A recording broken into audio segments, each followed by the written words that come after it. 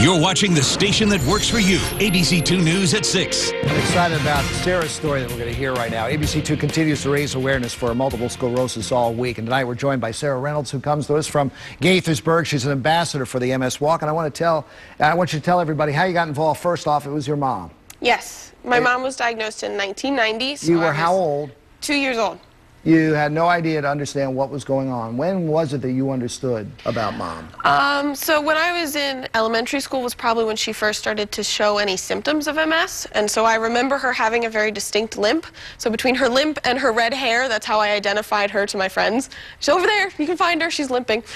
And then you started fundraising when you were in, what, first grade? I can remember fundraising to my first grade teacher and saying, we're going to do the MS walk, and I'm going to do 3K, and if you give me a check, we'll give it to MS, and it was very exciting. Sarah, what is it like for a family member to see another family member go through this?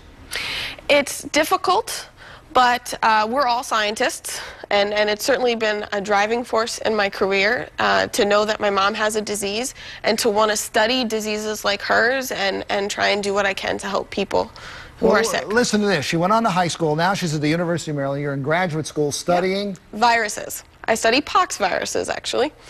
Now, have you been able to lend a hand at home, or you know what questions to ask when your mom goes in? I'm able to read the literature and understand what MS is, because it's an extremely complex disease. We don't know what causes it, which is one of the big factors that makes it really difficult to cure. There's no cures for MS. There's only treatment available, which is varying degrees of effectiveness for different people. So knowing what MS is and being able to understand what the most current news is and the most current research helps to understand. You're here to get other people involved. How do you do that? I mean, it struck you with your mom, but how do you strike others who may not be MS, not in their family? How do you get them coming out to walk?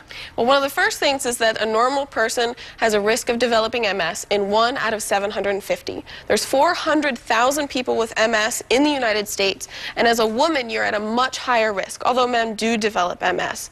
But since we don't know what the risk factors are, we don't know what causes MS, everyone is at risk, and most people know someone who has MS. And if you tell them, my mom has MS, why don't you come out and join me at the MS walk? And you can come and see. It's amazingly supportive. It is so exciting. You know, there's teams dressed up and all blinged out. They have all their orange and their everything on. It's really exciting and amazing. Sarah, the best to your mom. Thank you for doing it from elementary school, high school, through college, and the future as we look for a cure for MS. So we're going to go out there and walk for Della and all the others. Team Della. All right, we'll see you in Frederick.